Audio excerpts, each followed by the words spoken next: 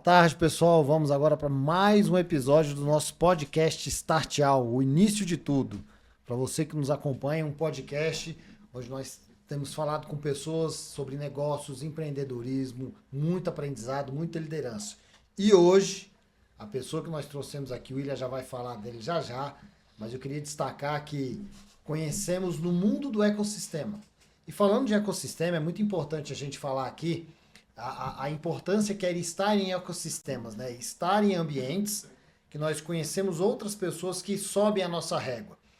E atualmente nós estamos no maior ecossistema de empresários de contabilidade do Brasil, a Trinca Contábil, onde nós temos Flávio Augusto, Joel Jota, Caio Carneiro, Carla Martins e Johnny Martins como os nossos sócios e mais outros empresários pegando tudo que tem de melhor no âmbito de contabilidade, BPO financeiro e outros serviços para colocar à disposição da sociedade. E por que a gente faz isso?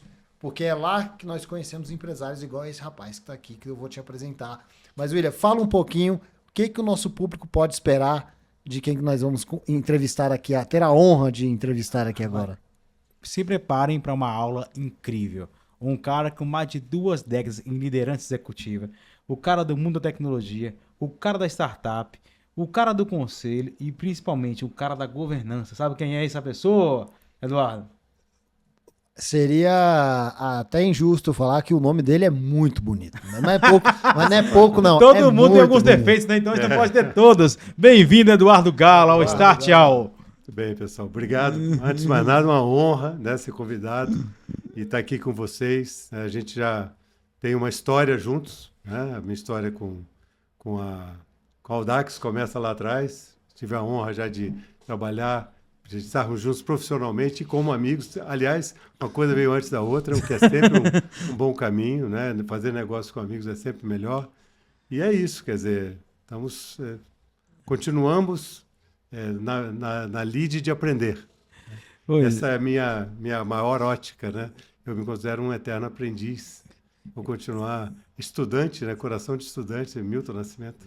Vamos pegar esse gancho logo, Eduardo, logo de começo, logo uma patada. Você falou e eu lembrei, Bernardinho sempre fala, né? Sempre se coloque na cadeira de aluno, nunca perca aquela aspiração de querer aprender. Exatamente. Porque o dia que você deixar de aprender é quando você começa a entrar no movimento de queda. Ele fala muito disso, que ele tinha o time lá, meta campeão, como motivar os melhores do mundo a entrar no campeonato de novo para competir e ganhar. Perfeito. E aí ele fala, nunca perdendo o espírito de aprendiz. E aí você trouxe aqui pra gente exatamente o ensinamento de outro grande líder que tem. Vocês estão tomando café juntos? Né? Não, as grandes mentes, tô brincando, né? Modéstia aqui tem que estar sempre na frente. O que acontece é que quando a gente para de aprender, você para de evoluir. Não é? E eu também não gosto daquela ideia do desaprender para reaprender, eu acho isso meio xarope. Mas se você não estiver aberto até para se questionar, para questionar as coisas que você tem aquela convicção tremenda que você já sabe, grande chance de você estar pensando errado ou pensando até atrasado mesmo, né? Ontem eu estava conversando com a minha mulher exatamente sobre isso. Ela me falou assim, poxa, mas a gente estava discutindo sobre empresas, né? Mas assim, o ambiente mudou muito, né? Eu falo, não, olha, o ser humano continua a mesma coisa, né? Quer dizer, você continua, as pessoas fazem negócios entre si, tudo bem que essa ideia da empresa, da firma, né? É uma ideia relativamente recente, tem 2 séculos no máximo, né? Final ali, Revolução Industrial, foi quando quando eu falo a humanidade, né? Começou a entender o negócio como algo estruturado, mas os negócios já aconteciam, né? Eles sempre aconteceram. Então, relação com o cliente, que foi justamente a área onde eu fiz a minha carreira, né? Está muito calcada nas pessoas. E as pessoas sempre estiveram aqui, sempre existiram, né? Então, essa postura do aprendiz é algo que também, desculpa dar um spoiler, ela não acontece facilmente, né, Will? A gente sabe que ela vem com o tempo, né? Com a experiência, com o tempo que a gente anda nessa terra e principalmente com o tempo que a gente anda na terra de coração aberto, né? Então, eu já fui o mais esperto da mesa, pelo menos eu me achava o mais esperto da mesa, só para descobrir que eu não era. E hoje eu procuro entender exatamente do jeito ao contrário. se eu não for o mais esperto da mesa, eu tenho muito a aprender com os outros espertos que estão na mesa. Todo mundo tem algo para nos ensinar. Né? Esse cara me falou uma frase uma vez. Vixe, começou, rapaz. Não, eu sempre... Eu faço questão de sempre referenciar as coisas legais que eu aprendo. Como é que é? Ou eu estou acertando ou eu estou aprendendo. Exatamente. Foi isso que eu Foi vi? isso, eu estou acertando. Essa frase é sua, né? Não é minha, não, mas... Bom, enfim, mas foi... Ele é o evangelista. Você se reconhece nessa frase, reconheço. Né? Ou a gente acerta, ou a gente aprende. Exatamente. Mas o Galo, você começar esse podcast com essa pegada de aprendiz é muito importante.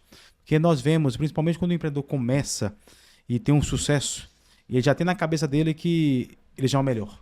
E realmente, muitas vezes o cara sai de uma situação de humilde, uma situação de pouco acreditar, e ele ter aquele sucesso, o ego sobe, e é bacana ter um ego, nem todo ego é ruim, as pessoas acham que todo ego é ruim, não é. Um auto-reconhecimento faz parte. Faz parte. Mas desde que ele não limite o seu próximo passo. Na sua carreira, Galo, você pode falar um momento, ou que mais marcou, que esse ego atrapalhou alguma coisa? Que ele demorou, mas se não tivesse ele, seria sido melhor? Ou não, foi tudo dosado, tudo na dose certa aí? Não, dose certa não tem, né? Olha, quer dizer, vamos lá. Eu na realidade... Não vem com a bula, né? Não vem com a bula, é que nem criança, né? Então, assim, só para vocês entenderem mais um pouquinho, antes de mais nada, e acima de tudo, eu sou cristão, não é? Então, hoje, inclusive, existe, a gente vai passando o tempo e você vai aprendendo, você vai aprendendo a ser mais humilde, não é? E principalmente entender o que a gente está fazendo aqui. Então, eu entendo hoje mais claramente, não totalmente, mas mais claramente, que eu estou aqui para servir, né? Antes de tudo. E para servir, a gente tem que aprender, a gente tem que baixar a nossa bola. Eu já fui, obviamente, mais jovem, muito mais arrogante, né? Como eu falei, o mais esperto da mesa. E foi esse impulso, ele é positivo também. Como você falou, o ego, ele também te coloca numa situação de desafio, até de alto desafio. Mas chega uma hora que você tem que começar a dosar essas coisas. Na minha carreira, eu sou da área de tecnologia, sou engenheiro, não é? Fui atleta profissional de basquete, acho que é uma coisa que poucos sabem. Pelo seu tamanho não é difícil, não. O então, basquete é o vôlei, né, Eduardo? Então, toma café com o Bernardinho e com o Oscar. Então, aí que tá. O Oscar foi meu veterano e o Pipoca foi meu calouro. É onde eu me situo mais ou menos na escala... O Oscar de Brasília, né? O Oscar de Brasília, jogava aqui na unidade de vizinhança. Jogou comigo no Colégio Dom Bosco, né? Ali, os Salesianos, onde... Legal. Colégio de Padre, eu estou te falando que a gente tem uma história longa. E o Pipoca também veio depois, seleção brasileira também. Eu cheguei a jogar na seleção, mas seleção de novos, né? Nunca consegui chegar na primeira divisão, porque a altura, apesar de tudo, ela atrapalha. Né? Mas o fato é que eu cedo comecei a trabalhar, aos 18 anos de idade, eu estava na UNB ainda, conheci o tal do computador, me apaixonei por ele, e realmente eu tinha um talento para fazer aquela coisa incrível. A minha carreira é engraçada porque ela foi sendo sempre definida preteritamente. Depois que eu tinha feito uma coisa há muito tempo, eu olhava para trás e falava, nossa, eu era isso e não sabia. Né? Espero que eu não descubra que eu era burro e não sabia, mas tudo bem. Então eu descobri depois de algum tempo que eu era um hacker. Na época nem existia esse conceito, né? E justamente por isso, muito valorizado. Os caras me pagavam uma fortuna para eu trabalhar, eu tinha 18 anos de idade, eu queria jogar basquete. Mas mesmo, então eu comecei cedo, né? Já num ambiente de muita performance, né? Que era muita exigência. E aí eu tive primeira epifania que eu tive na minha vida, e também a minha carreira ela é marcada por descobertas, né? Eu descobri o tal do cliente, rapaz. Que tinha um cliente do outro lado usando meu programa. A Julia Roberts também descobriu, né? A bela mulher, né? No filme, ela também se apaixonou pelo cliente, né? E eu caí nessa armadilha, entre aspas, mas que foi a melhor coisa que aconteceu. Porque eu tive que descer da minha arrogância, que eu era um fera, escrevia 1000 programas, para começar a entender que tinha alguém usando, que aquilo tinha uma utilidade. E ao fazer isso, eu entrei para a área de clientes, que foi onde a minha carreira acabou se desenvolvendo. Aquelas maquininhas famosas Digite 1, 2 e 3, eu fui o responsável ou o irresponsável. Você que inventou a URA? Fui, cara, sabia não? Caraca. Tá vendo? A gente tem sempre uma carta na manga, né? Não inventei a URA, seria impróprio. A URA já existia fora do Brasil, não é? não era uma realidade aqui por conta da telefonia, que tinha uma série de desafios. E eu vi isso uma vez nos Estados Unidos, trouxe para o Brasil e atendi vários bancos, né? Eu tive a sorte, que é a oportunidade que encontra o preparo, não é? Essa é uma das frases prediletas que eu tenho. Quanto mais eu trabalho, mais sorte eu tenho. A sorte, né? É igual o preparo mais oportunidade. Exatamente. Normalmente, o preparo depende de você, a oportunidade não. Por isso, tem que estar sempre preparado. O cavalo encilhado não passa 2 vezes, né? Às vezes. O que aconteceu ali é que a gente está no meio de uma revolução que foi a Lei de Defesa do Consumidor, que começou a exigir que as grandes empresas tivessem call centers, né? As famosas centrais de atendimento, odiadas por todos, e eram odiadas justamente porque eram muito mal feitas, né? E eu entrei justamente nesse momento com tecnologia. Eu brinco que eu faço, tá vendo? É mais uma descoberta pretérita, que eu fazia transformação digital em 1992. 92, eu queria de Barcelona. Eu queria pegar o gancho, Galo, Ah. Que não é só tecnologia. Depois, se você puder falar aquela história que vocês tinham uma meta de reduzir a quantidade de chamadas que passava Perfeito. da URA e ia pro atendente. Isso. E que vocês resolveram isso contratando uma pessoa de linguística. Chama-se James de Angola. Que ele mudou a ordem das palavras. Tudo, Como é que é? Essa é sensacional, essa história. O que acontece é o seguinte, a coisa começou pela tecnologia, mas obviamente aí foi outro tripé que eu também descobri mais tarde. Tecnologia, negócios e interface, ou seja, o fator humano.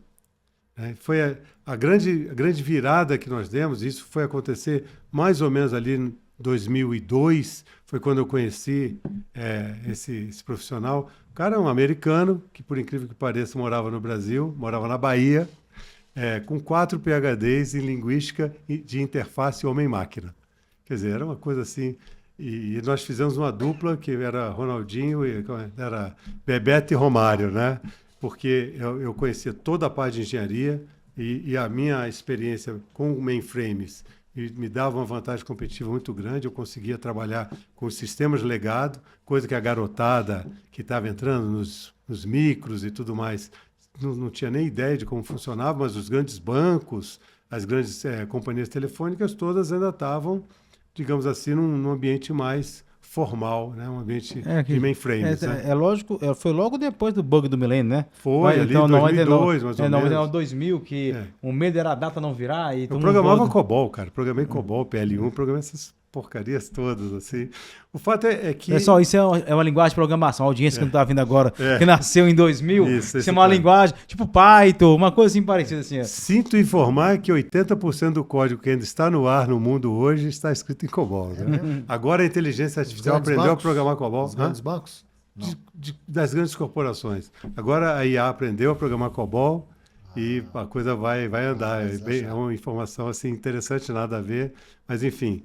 Então, essa revolução que a gente trouxe foi juntar esses 3 tripés, que eu tinha tecnologia, ou seja, essa conexão e tudo mais, a interface humana, e ela tinha que funcionar em termos de negócio. E essa terceira perna do negócio, que foi essa sacada.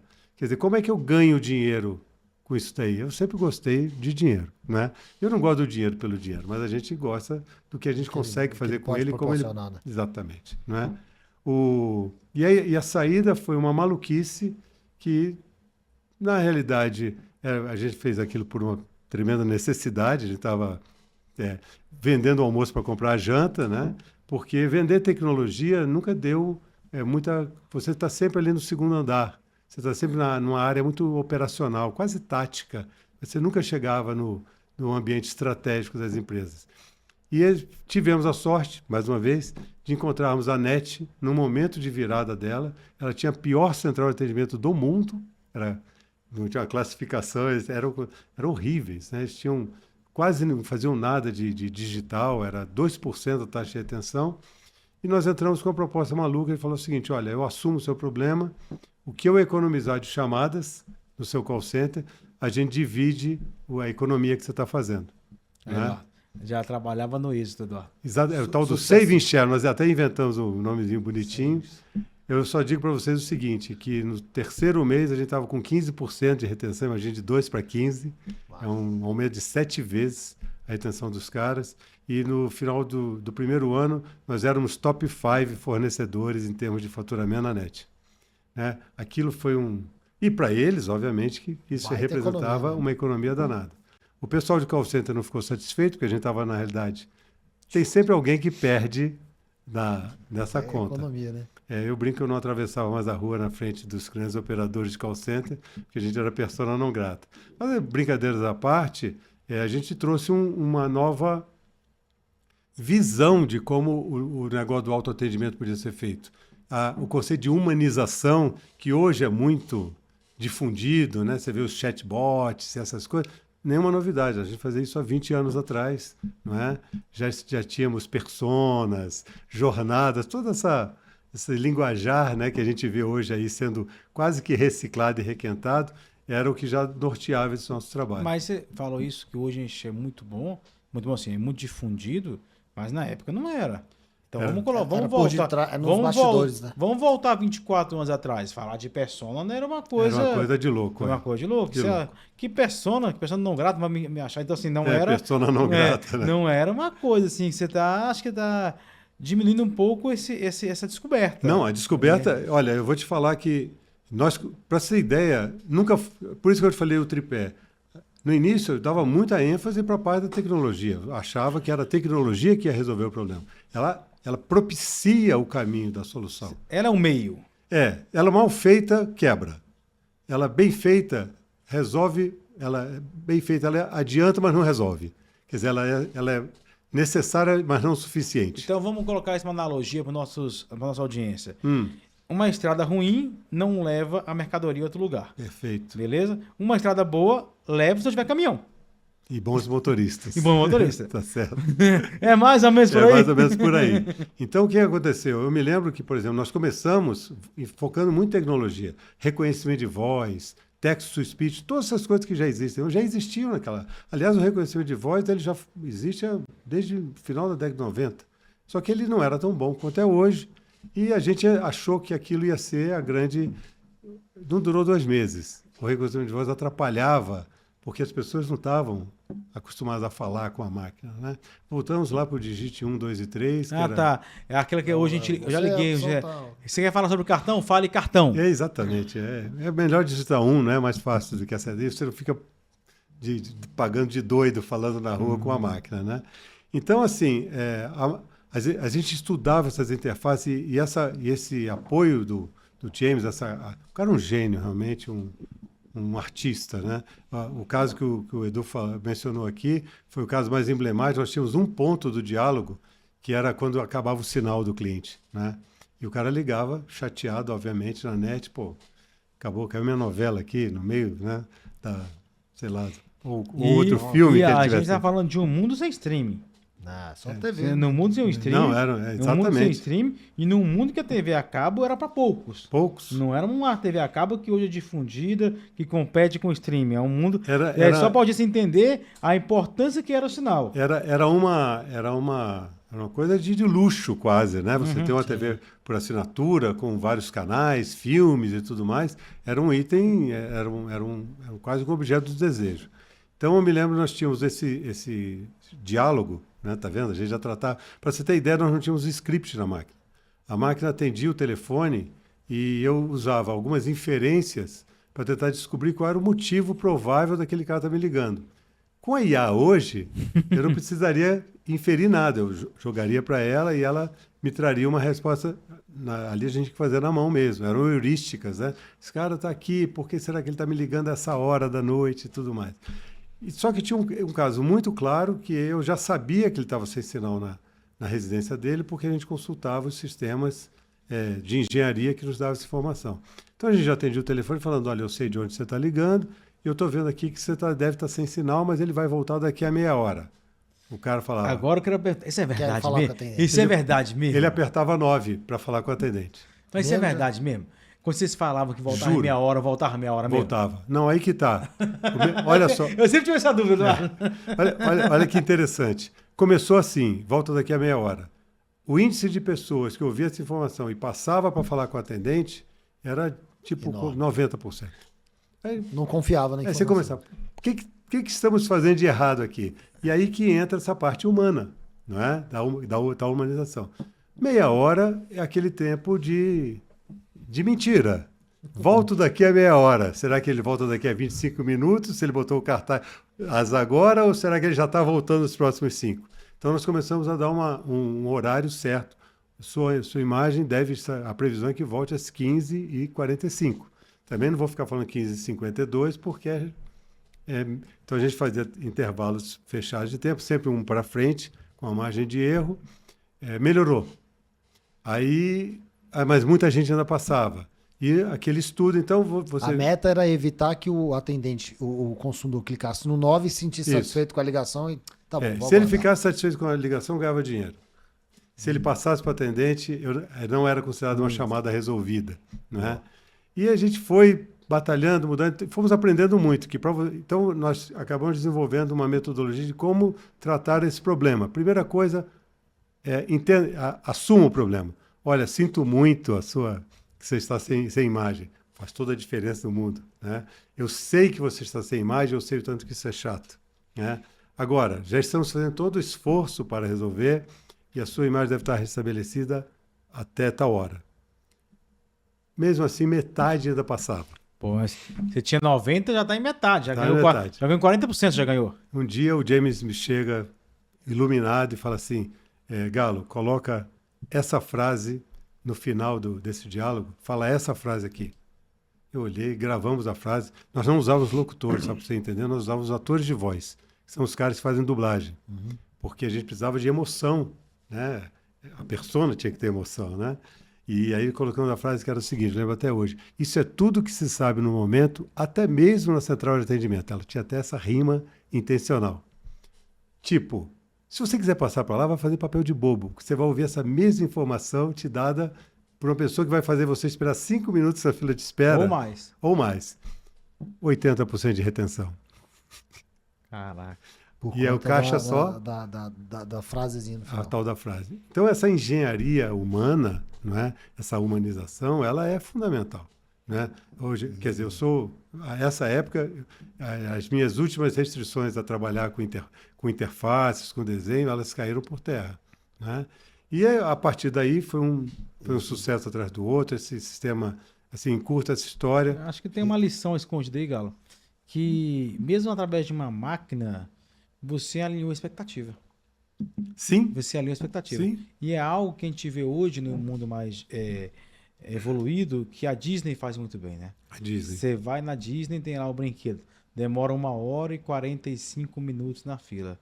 As pessoas ficam 1h e 45 minutos na fila e não reclamam da fila, porque no início da fila já alinhou a expectativa. Isso. Então o que o Galo fez aqui, que a Disney já faz há um bom tempo, que eu tenho conhecimento?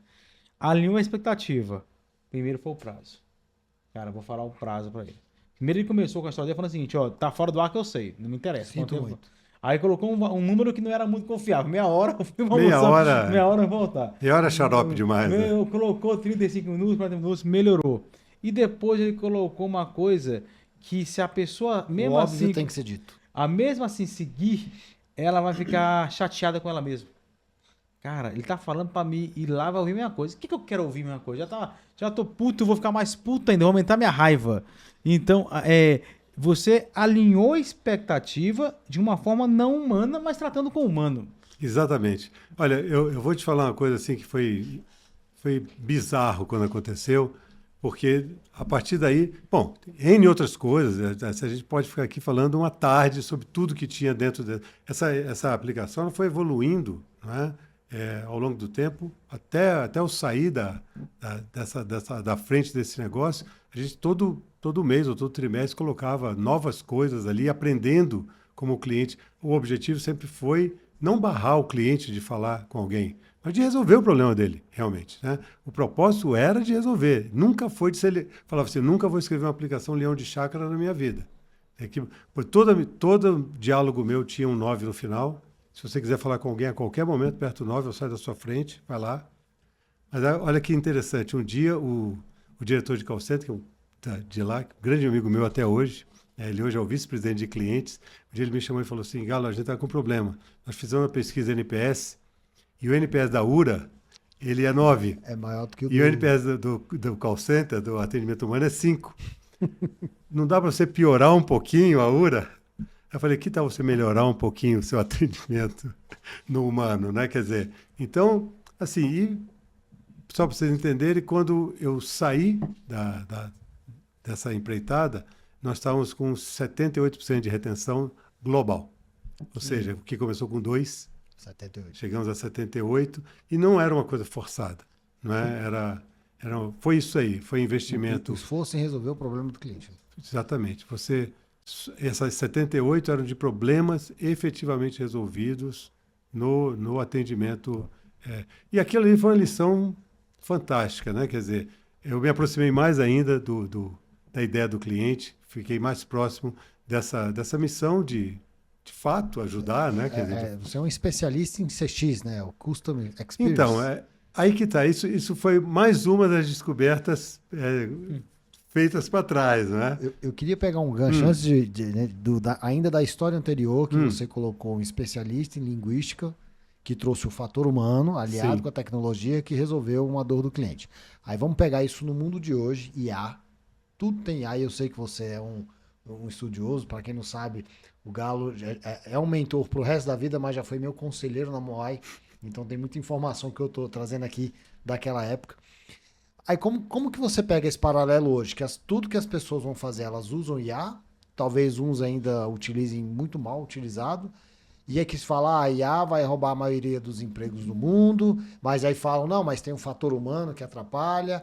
Como que esse exemplo prático que você deu no momento que a tecnologia era menos avançada que é hoje, apesar de ser a mesma tecnologia, vamos chamar, mas de uma outra forma, e no mundo de hoje, que muitos têm esse medo, vai tomar, não vai, no ambiente de negócios, será que o funcionário ele tem receio de colocar IA para trabalhar, se ele vai perder emprego? Como que você faz esse paralelo mostrando que o fator humano ele ainda é um diferencial?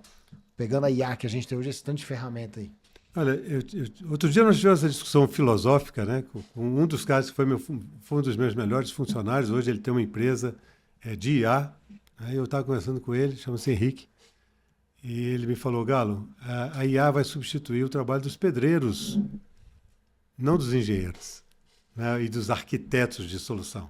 Então, se você olhar, tem um cara, depois eu vou resgatar o nome dele, que eu acompanho, ele fala sobre o futuro do trabalho, né, o Future of Jobs, né? E ele coloca claramente isso, que as profissões de hoje que estão sendo afetadas pela IA são aquelas profissões de entrada. Então, são os front-end, programador front-end, programador de interface. Isso aí, realmente, se você parar para pensar, é um trabalho que não tem criatividade, não tem...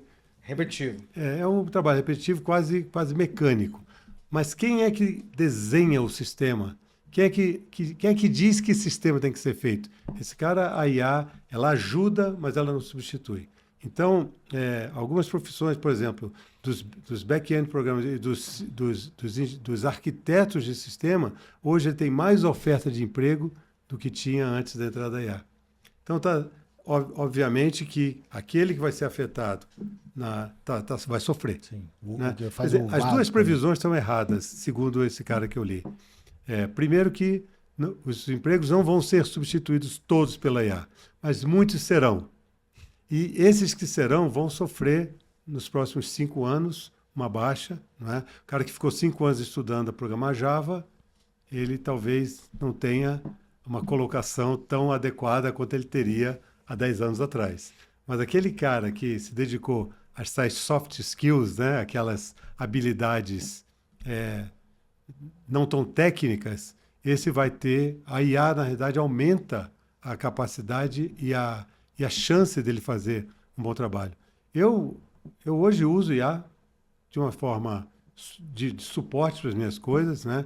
O livro que eu deixei com vocês, ele foi escrito pelo Eduardo Galo, não é? Eu escrevi o capítulo do livro. Ele foi escrito pelo Eduardo Galo, revisado pela IA, né? Quer dizer, eu não sou burro também de escrever e ter um erro ou até ter português. Eu pedi primeiro para ela revisar a minha gramática, né, a ortografia e tudo mais, e depois eu pedi uma opinião sobre o estilo, né? A opinião, ela Olha, e eu me lembro que a opinião mais interessante que veio foi do Grok, que veio o seguinte: se você está escrevendo isso para um livro, está ótimo. Se for para um artigo, as frases estão muito longas. Que coisa interessante. Ou seja, eu tenho que... Não, estou fazendo isso para um livro. Mas é interessante, né? Quer dizer, agora, se eu simplesmente chego e falo assim, escreva um artigo sobre conselhos compartilhados, que é o tema que eu trato nesse capítulo. Ia sair alguma coisa Mais vazia. coerente, mas sem alma, né? Esse aí é um tema sempre muito polêmico. O Eduardo puxou uma ideia muito bacana, que eu tenho alguma opinião sobre IA, não com tanta integridade e conhecimento como você tem, mas para mim a IA é uma forma de facilitar a sua vida. Sim, é uma ferramenta. Lá atrás, nós tínhamos, você mais contemporâneo que eu, que ir à biblioteca. Sim, A biblioteca tinha que ter o livro que você queria achar se ninguém tivesse pego emprestado. exatamente. E aí, se tivesse ainda é caro, tinha que tirar uma cópia escondida que era plágio. E aí você tirava uma cópia escondida para estudar aquele livro que era plágio. Depois de um tempo evoluiu, chegou a internet de escada. Exatamente. Você da UOL lá, Madrugada. você dá mais barato e tal, você chegou aquele... De madrugada, o pulso era um pulso só. Tinha isso, um pulso só. Tinha uma história dessa. Aí a mãe pegava o telefone, tava conectado à internet. E aí tinha tudo isso, que não comprava a linha de telefone, era um pulso só. E aí você começou a ter Achei, Aqui, alguns sites de busca bem bem no começo, bem na experiência pequena ali ainda, né? E aí depois de um tempo, vamos colocar evoluir mais tempo, chegamos no Google da vida, cara. Você passou pelo Yahoo primeiro? Yahoo perdeu uma chance de vender pro Google, aquela coisa Isso. todinha. E aí o Google, cara, agora zerou o jogo. Aí veio o Wikipedia um pouco também, que deu uma competida ali e tal, mas depois o Google se safou, ele fez o Google Maps, ele fez tanta coisa aí que colocou. Cara, agora o Google zerou o jogo. Era o que se pensava, né? E aí o tabuleiro é jogar de cabeça para baixo. Muda o jogo e chega aí. ChatGPT, como foi o primeiro, mais conhecido, mas tem Grok, tem Notebook LA e assim vários outros IAs que tem aí hoje, né? E só para voltar ao tema, para mim todos esses aí são sempre uns facilitadores. Sim. É porque acho que aquele Clóvis de Barros, acho que é o Clóvis. Clóvis. Ele transparece dele, tem uma muito boa que ele fala assim: o cara já inventou o teorema de Pitágoras, já tá ali a fórmula. Idiota, só vai lá e lê, estuda, aplica, ele já fez o principal, ele descobriu o teorema de Pitágoras, você vai lá e faz. E eu entendo que a biblioteca, o Achei, o Aqui, o Google, o ChatGPT que você falou agora, são meios de você melhorar aquilo que é mecânico. Você deveria pegar alguém que entende de português, passar uma revisão, ela tem um tempo, lê o texto, dá uma opinião. Agora isso faz mais rápido para fazer. Mas ela escreveu o texto por você, você não pode deixar isso acontecer. Você falou de computador, o servidor é para servir. Exatamente. Você. Não é para você ser você ser refém daquilo. E o que eu vejo hoje as pessoas com medo da IA, porque há um medo da evolução. A evolução no que sentido? Continuando o raciocínio aqui. De ela sair da zona que ela está hoje, seja de programar Java, programar o que você falou aí, e ir para uma zona de conhecer o cliente, de ter que lidar com ele, de ter que fazer várias faces diferentes. Porque tudo que eu vejo de empregabilidade hoje é que as profissões do futuro são aquelas que se lidam com pessoas e tem acesso com pessoas. Perfeito. Então, a IA não vai lidar com pessoas. De forma alguma. Quer dizer, agora eu vou jogar um pouco aqui no meu campo, que eu honestamente acho que o CX, né, evoluiu. E eu não estou querendo dizer porque eu saí um pouco da trincheira, né, da frente do negócio, mas eu hoje sou pior atendido do que talvez eu fosse. Não evoluiu a teoria, mas a aplicabilidade dela. As empresas estão investindo menos nisso. Não, as empresas, elas comoditizaram, deixaram de justamente entender que aquele atendimento é o atendimento do cliente dela. Vou botar um IA aqui para resolver. Um chatbot que se apresenta, que tenta resolver todos os seus problemas, ele é um risco, é uma coisa arriscada. Quer dizer, você necessariamente teria que ter todas as situações previstas ali ou ficar confiando que a IA vai ser capaz de entender aquela conversa. Então, tem vários exemplos, eu tenho salvo muitas coisas, né? Você tem até um videozinho que eu achei engraçado, a menina tenta falar com o chatbot para marcar liga numa médica e ela só quer saber quanto é a consulta. né? Se ela estivesse falando com alguém, escuta, eu quero fazer uma consulta do doutor Eduardo, quanto é a consulta? A secretária do doutor Eduardo ia falar assim, olha, a consulta R$200, mas no plano de saúde, aceito tal plano de saúde, não. E aí a humanizada de hoje fica, não, eu quero te apresentar a clínica, me conte o seu problema. Por quê? Porque é aquele excesso... O ritual. É um ritual. Eu passei por isso, eu até mandei um áudio no grupo, fui fazer a revisão do meu carro na concessionária aqui em Brasília. E aí no WhatsApp eu quero resolver, aí você manda mensagem, aí vem um monte de perguntas para resolver. E eu só queria confirmar se eu tinha agendado na Asa Sul no CIA. Pronto, e aí eu tive que desmarcar. Aí eu, puta que pariu, tem que marcar, que aí minha filha nasceu, eu tive que desmarcar. Eu, caralho, tem que marcar de novo todo aquele questionário. Tá vendo? Aí fui de novo, aí no dia aí eu mandei no grupo depois, a Carol, você conheceu, cuida lá do CS lá. Ó, gente, eu não sei como é que é a experiência do nosso cliente aí com as ferramentas automatizadas, não, mas eu vou mandar. De longe, não pode ser isso aqui, não, velho. Aí eu respondi lá, a pesquisa foi muito bem atendida, resolveram tudo que eu precisava e fizeram a pesquisa lá. Ó, tudo maravilhosamente, mas o chatbot de vocês é bom, mas tem hora que ele é um saco, velho, porque eu não preciso daquilo tudo, eu quero só isso aqui, ó. Só queria confirmar, o local foi Asa Sul ou Asa Norte? Olha, por exemplo, o que eu fazia lá nessas interfaces, se eu tivesse a IA, nossa, porque, como eu falei para vocês, eu queria saber a probabilidade de por que esse cara está me ligando. Eu falo, ninguém está de cueca na sala sem nada que fazer à tarde, falo, vou ligar na net. Né? Não tenho nada que fazer, preciso conversar com alguém, né? Pode até ser que tenha um maluco ou outro. Eu tenho uma piada depois de falar sobre isso, depois de contar a piada. Pode até ser que tenha alguém que faça isso, mas 99,99% dos casos ele tem algum motivo de estar ligando. Eu chamo, inclusive, MPL, motivo para ligar, né? Motivo por ligar. E eu usava de muita heurística, era programado. Então, esse cara está me ligando dia 9, a fatura dele fechou o ciclo no dia 5, ele recebeu pelo correio a fatura, ainda tinha correio, né? Recebeu a fatura pelo correio no dia 7, essa fatura apresenta uma diferença de mais de 20% frente à fatura anterior, ou à média das últimas 3, porque teve o reajuste, porque ele comprou 3 pornô, e esse cara grande chance dele estar me ligando para falar de um assunto financeiro. Então, por isso que eu falo, não tinha um menu. Esse cara eu já atendia direcionando ele para uma conversa financeira. Primeira opção que eu dava para ele é, se você está me ligando para falar de um assunto financeiro, digite 1. Ele, 1. Talvez vocês tenham dúvida com relação ao valor da sua fatura. Pô, esse cara é o Bidu, né? Hoje, com a IA, eu simplesmente pegaria todo esse contexto e jogaria numa IA e falaria assim, você acha que esse cara está me ligando por conta de quê? E ela ia me fazer um ranking. 60% talvez seja financeiro, 30% um assunto técnico e os outros 10% outros assuntos. Aquilo direcionaria essa mesma atitude. Mas pensar como estruturar essa conversa, o humano tem que fazer. Né? Porque aí entra essa sensibilidade. Um cara que está me ligando que a fatura dele está mais alta porque ele comprou 3 pornô, a gente vai levar uma conversa diferente. Talvez ela seja uma conversa sensível, né? Olha, sua fatura aumentou pela compra de 3 produtos, né? Tá entendendo? Então, assim, por exemplo, nós tínhamos logo que a gente fechou a NET, assim, que isso também é interessante, nós fechamos depois de 3 anos que a gente estava atendendo a NET, nós passamos a atender todo o segmento de TV por assinatura no Brasil.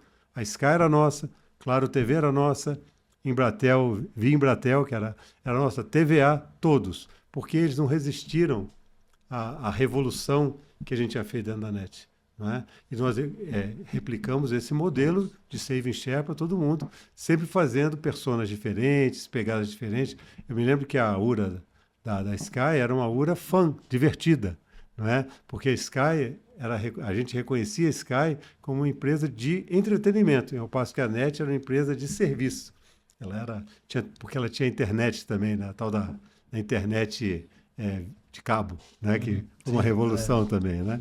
Então era assim, muito legal isso aí, porque a gente conseguia, de fato, mas quem é que fazia era o fator humano, né?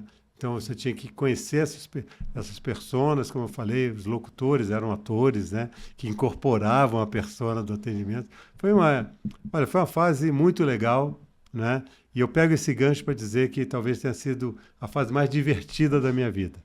Ali, no meio dos anos 2000, até 2012, até 2011, era muito gostoso. A gente ganhava dinheiro, fazendo coisas legais, era reconhecido, e ajudava. O que acabou acontecendo? A empresa estava fadada a acabar, porque era muito bagunçado. Né? Quer dizer, era divertido justamente Aí porque veio a governança. não tinha controle, né? Mas antes de vir a governança, veio uma briga entre os sócios, né? Por um motivo qualquer. Na verdade, eu e um sócio queríamos entrar num negócio que, graças a Deus, não entrou, não vou falar o nome da empresa. O outro não queria entrar, ele estava certo. E essa briga entre os sócios motivou que a gente vendesse a empresa. A única saída foi... foi a primeira vez que eu ouvi falar de M&A, né? Não sabia que uma empresa podia ser vendida. Para mim, a gente vendia carro, né? Vendia apartamento. Eu nunca pensei que eu pudesse vender uma empresa. E nós acabamos sendo comprados por um grupo americano. Né? Então, eu sofri um M&A, eu vendendo, sem saber o que eu estava fazendo. Né? Eu brinco que o cara falou que ia fazer uma due diligence. Eu falei, dói? Ele falou, não, é um raio-x, nada, colonoscopia sem anestesia. A gente sofreu, cara. O vendedor sofre. Se ele é neófito, se ele é novato, sofre 10 vezes mais. Mal assessorado também, né? Eu brinco é sexo com o gorila, né? O gorila chega do outro lado, ele faz do jeito que tiver na cabeça dele. Mas o que aconteceu? Esse grupo americano nos comprou e nos impôs uma camisa de força, ou uma camisa de controle, chamada compliance. Eles chamaram governança, mas na realidade era compliance e muito controle. Pricewaterhouse auditando cada nota fiscal, cada coisa que a gente fazia, todas as bagunças, no bom sentido, que a gente fazia, tipo vende sem nota, vende depois entrega, conceito de reconhecimento de receita que vocês dominam, né? Para a gente ouvir falar de EBITDA no meio da negociação, porque apareceu o cara e falou, nós vamos te pagar um múltiplo do seu EBITDA. Eu falei, é de comer esse negócio? Que pode botar arroz junto, né? O fato é que o que aconteceu de interessante? Nós ficamos amarrados na empresa, né? A nossa venda foi obviamente ruim, face ao que a gente tinha para entregar, mas no primeiro ano a gente triplicou o tamanho da empresa, dos gringos agora. No segundo ano triplicou novamente, sobre a primeira triplicada. No terceiro ano a gente triplicou de novo, 3 vezes 3, 9 vezes 3, 27. Por que que aconteceu isso? Aí a pergunta ficou na minha cabeça. Por que a gente está fazendo diferente aqui? O cliente é o mesmo, a oferta é a mesma, não é? Por que a gente está expandindo tanto? Porque os resultados são... E a resposta era justamente na organização. Ou seja, o controle que a governança trouxe e nos impôs, ele foi sadio. E ele criou a possibilidade dessa empresa continuar funcionando. Eu brinco que a fase que a gente estava antes era divertida, mas a gente tinha mais sorte que juízo. Né? Um dia ia acontecer algum evento, eu não sei qual, um evento de um banco de dados ser vazado, banco de cartão de cliente, você imagina. Né? Não existia LGPD ainda, mas determinadas coisas eram potencialmente perigosas e podiam até acabar com o seu negócio. A pergunta aqui eu já respondeu, Eduardo. A pergunta era aqui, existe alguma decisão que parecia errada no momento, mas depois virou um grande aprendizado? Nossa, foi. Já respondeu, Eduardo. Essa descoberta, né, ou pelo menos esse entendimento que a governança de fato te propiciava uma longevidade, ou ela garantia que o negócio continuava existindo. Eu sou honesto de dizer, a gente não durava mais um ano do jeito que a gente ia. Né? Só para dar um exemplo, para a gente não ofender nenhuma... nada aqui que a gente não possa falar, mas uma coisa que a gente fazia muito era comprar servidor para os clientes com o nosso cartão de crédito pessoal, para acumular milha para ir para Miami. A gente tirava na porrinha para ver qual o cartão de crédito que a gente ia usar. Para pensar, é aquela mistura do pessoal com o empresário. O princípio da identidade ali foi embora. Nossa Senhora, era assim. Então, eu brinco, a gente tinha mais sorte que juízo. Quer dizer, porque nunca ter dado um BO ou ter acontecido alguma coisa, né? Pior do que isso. Com a entrada da governança controladora, isso arrumou. Só que, ao final de 3, 4 anos debaixo desse jugo, né? Desse controle, deu uma inflexão. Algumas coisas que a gente queria fazer para crescer eram travadas. Engessou. Um exemplo que acabou sendo o exemplo determinante, nós queríamos comprar aí uma coisa que a gente começou a fazer nesse período, a gente começou a comprar empresa. Né? A gente gostou do M&A, viramos buy side, né? Opa, a gente pode brincar, o fundo tinha muito dinheiro e falou, não, esse é o nosso jogo, vamos lá. Só que nós queríamos comprar uma empresa que aumentaria muito o número de funcionários do grupo e isso era contrário às KPIs, né? A tese lá do controlador. E aí entramos em conflito com eles e chegamos para o fundo falando, nós estamos indo embora, e a gente estava montado na grana, porque todo esse sucesso de aumento de vendas, o nosso earnout só aumentava. Né? Talvez seja um dos poucos casos onde o earnout funcionou. Eu vejo aí o Roberto Valverde, que é o cara que eu acompanho, não sei se vocês acompanham ele, recomenda. Ele é um baiano que fala sobre M&A, o cara é genial, e ele fala a dureza do M&A, isso que não é essa coisinha bonitinha da Faria Lima, né? E ele fala que earnout não funciona. Eu estou quase mandando mensagem para ele falando, no meu funcionou. Nesse caso, funcionou e funcionou muito. Mas, enfim, nós chegamos, a gente estava muito bem, fomos conversar com os gringos, eles falaram, por que vocês não compram a empresa de volta? E ajudados por eles, alavancados pelo fundo, eu e meu sócio compramos a nossa empresa de volta para a gente. Então, foi essa empresa que a gente recomprou, na época eu já estava faturando centenas de milhões de reais, que a gente transformou na Mutante, que é o nome por onde eu fiquei conhecido. Então, quando eu falo que sou fundador da Mutante, é uma corruptela. A Mutante já existia, né? Ela só foi tirada da Gênesis, que era o grupo gringo, e colocada de volta no nosso controle. E ali eu entendi que eu tinha que manter aquela governança. Só que eu tinha que agregar a ela uma segunda parte.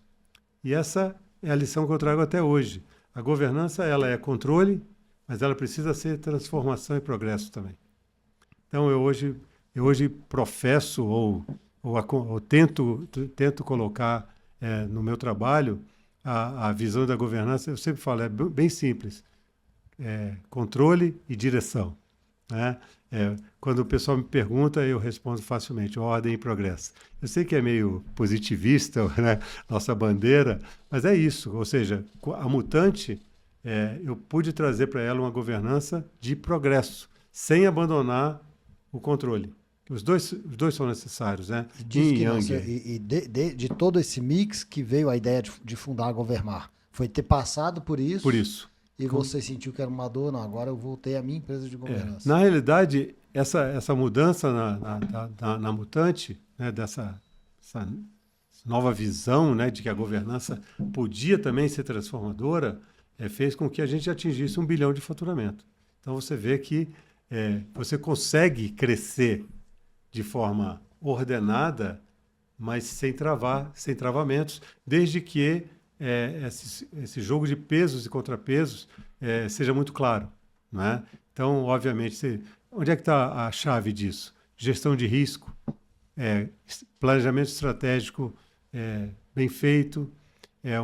Você falou bem, aliás, você matou a charada, a identidade. Né?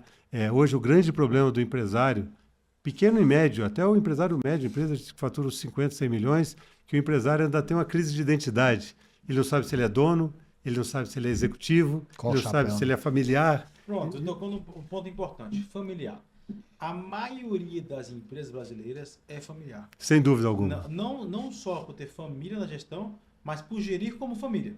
Perfeito. Não é só ter família, por exemplo. Eu e o Eduardo somos sócios, não somos família. Mas já fomos mais familiares. Hoje está um pouquinho melhor. Estamos no caminho. Ainda é uma cultura de... Eu facilito para você. Eu chamo isso de empresa de dono. Para mim, uma empresa familiar é uma empresa de dono. Né? E a empresa de dono é uma empresa familiar também. Querendo ou não, são duas famílias. Não é? E quando a gente entra para fazer uma análise de uma empresa assim, hoje, naquela época, eu ainda não fazia isso, mas a gente vai aprendendo, eu estou te falando. Lifelong learning. Né? Hoje a gente analisa as famílias dos donos. Porque existem metodologias, uma delas é de um professor meu, chama Helder Cavalcante, esse cara sensacional.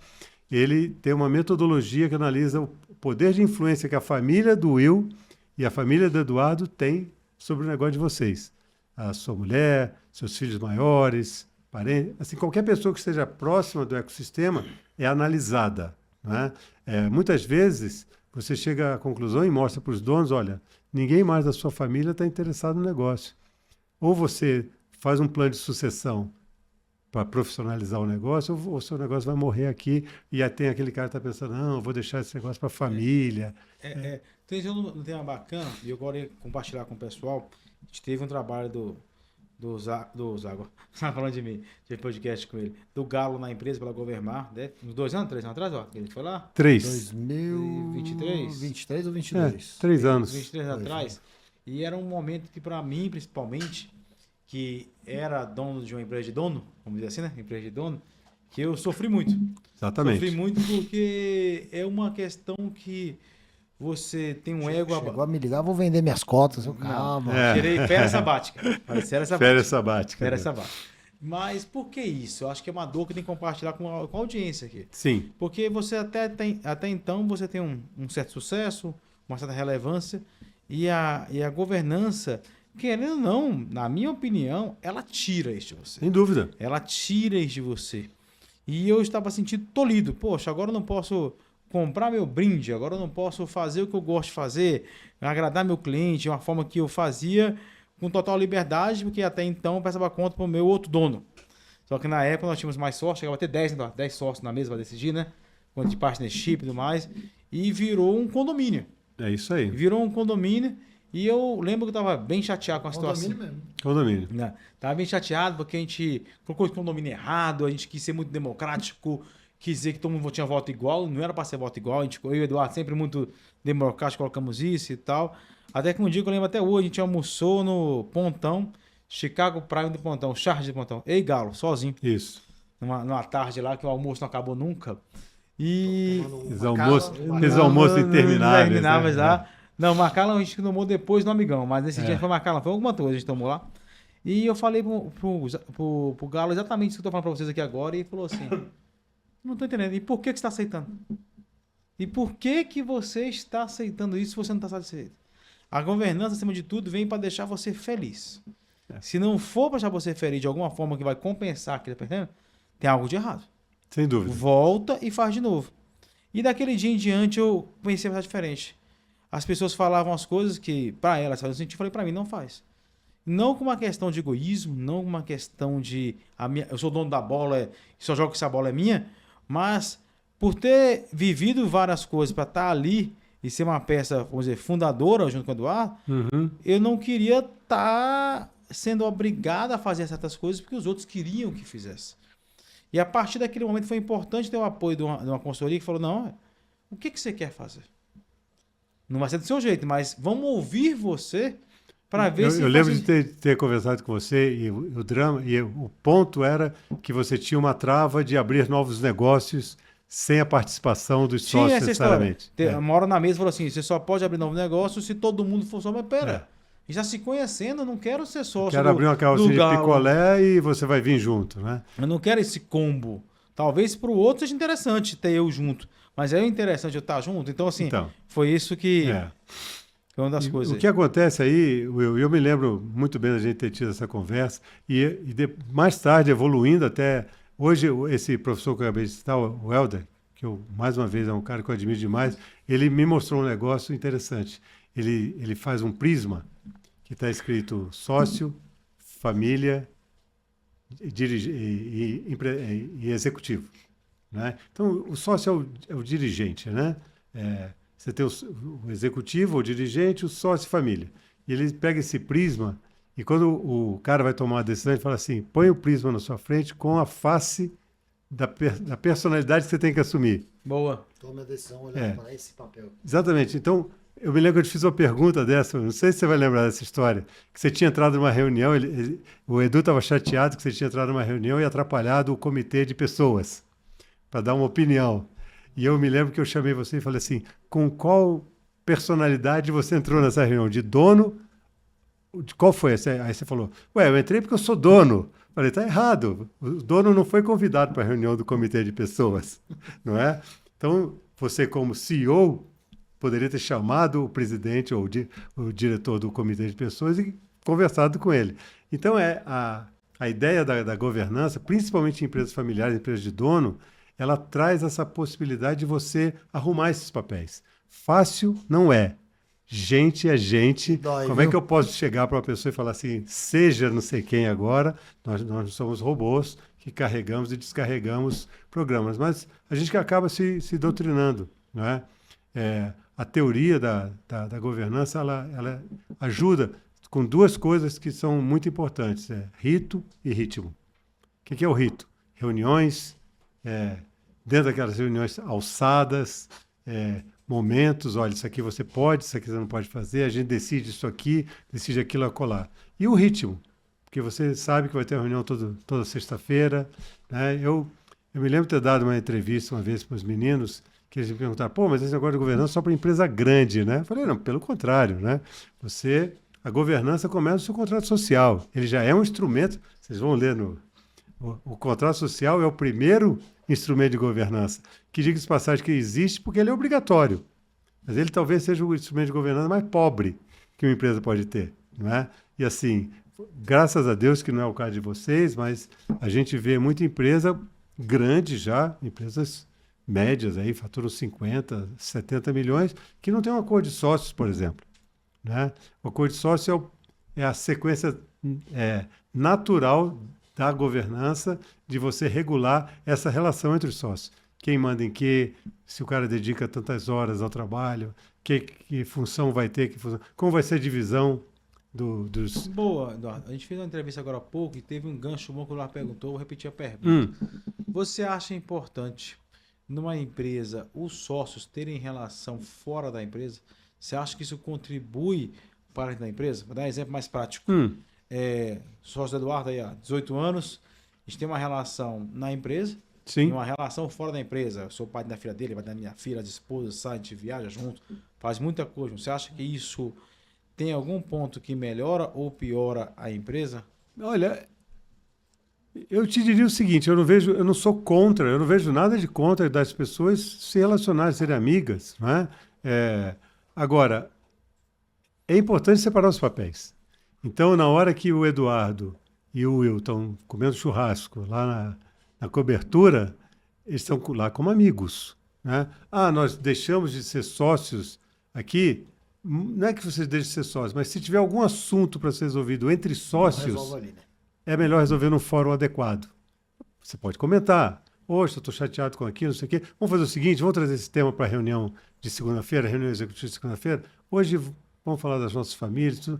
É claro, isso aqui, gente, não existe uma regra de ouro, né? Por exemplo, eu vou falar uma coisa que é meio polêmica, tá? Eu vejo muitas empresas, inclusive outro dia fui numa apresentação de duas empresas aqui de Brasília, que são sucesso de empresas familiares, sucesso mesmo, bilionárias, né? Eu admiro muito as duas. No entanto, as duas colocaram, as duas famílias, as duas empresas, né? As fundadoras estavam lá falando, a outra empresa era um fundador, e eles falaram orgulhosamente que eles tinham uma regra de governança que os filhos não poderiam assumir posições executivas no negócio. Nenhum familiar poderia assumir função executiva.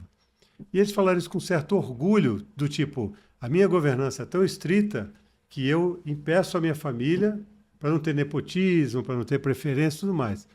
Alto lá. Você não está passando uma mensagem para todo mundo que a sua família é incapaz? Ou que você é incapaz, ou que os seus filhos, por exemplo, ou sobrinhos, ou seja lá quem for, não possam ter capacidade de continuar o seu negócio? Então, eu sou mais favorável que esse tipo de regra não seja escrita de forma tão dura, não é? Por exemplo, eu poderia dizer, olha, se algum familiar quiser participar da empresa como executivo, tem que concorrer à vaga. Igual a VEG? A VEG faz isso. E tem o Exatamente, é um grande exemplo. Tem um currículo. Na realidade, ele tem que chegar em igualdade de condições ou até em melhores condições do que um executivo de mercado. Então, algumas empresas familiares, como o caso da Votorantim, por exemplo, na época, colocava isso de forma até mais explícita. Tem que ter MBA na área, tem que ter experiência no exterior, tem que falar inglês, francês, espanhol, sei lá, né? Mas o fato é o seguinte, respondendo a sua primeira pergunta, não há nenhum problema. As relações pessoais e familiares, elas existem. E a empresa familiar, eu gosto dela porque ela já traz de início um vínculo. Bom ou ruim, esse vínculo está lá, não é? Normalmente, olhando pelo lado bom, ele traz um vínculo de confiança, não é? A tendência é que você vai confiar no seu compadre, no seu irmão, no seu filho, né? Existe já um vínculo de confiança intrínseco. Ao mesmo tempo, isso pode trazer algum privilégio, né? Que aí a gente já tem que entender isso de uma forma mais cuidadosa, né? Então, por exemplo, nesse caso dessas famílias, eu até fui conversar com a fundadora. Falei, vem cá, você não confia no seu filho? Não, pelo contrário. Inclusive, o filho dela é um gênio, né? Abriu outros negócios, né? Mas não foi ali. E eu fico só pensando, se aquele cara tivesse na sucessão, eu acho que elas teriam chance, inclusive, de alavancar o negócio, né?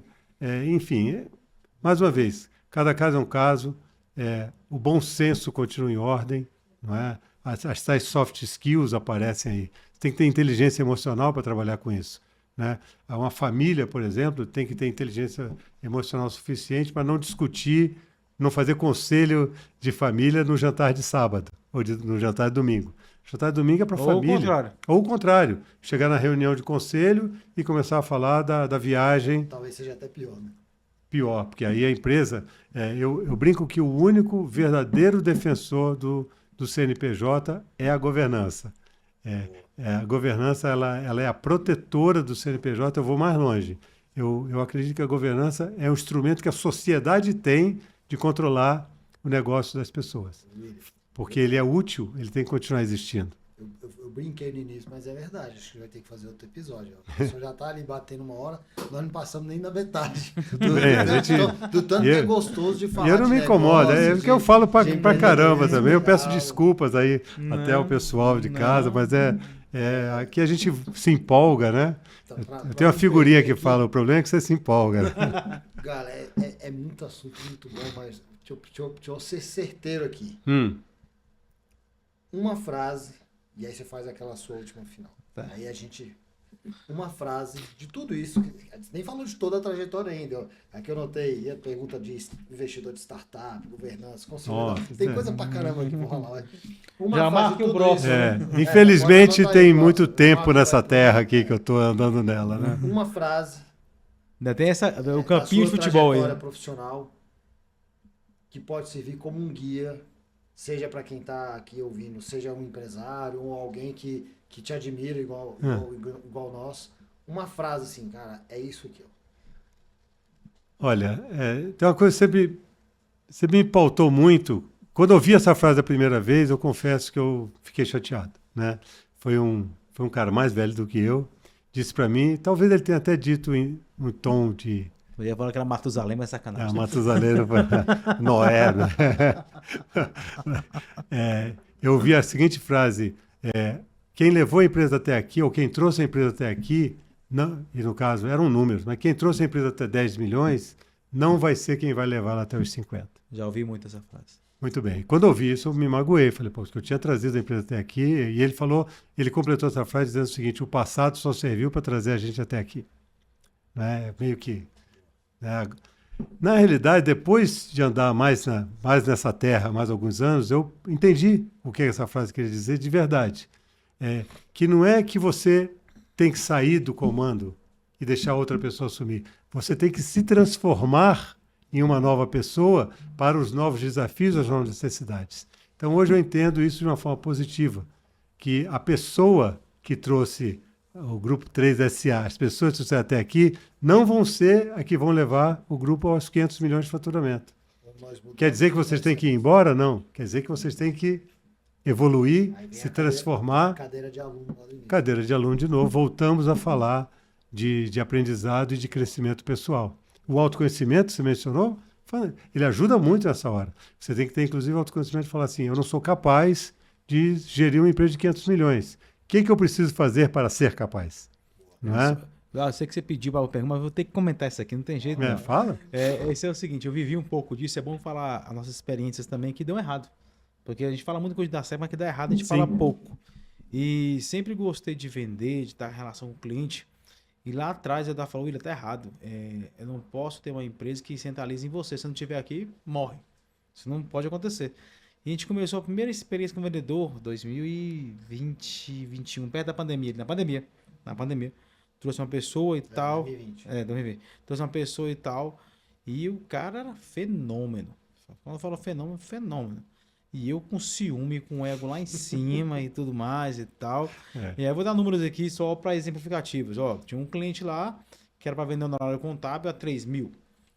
Aí, eu vendi a 3 mil e eu falei, aí ele me ligou, William, quanto é que eu faço? Fala, vai vender a 8 mil. Falei, tu quer ver se esse cara é bom mesmo?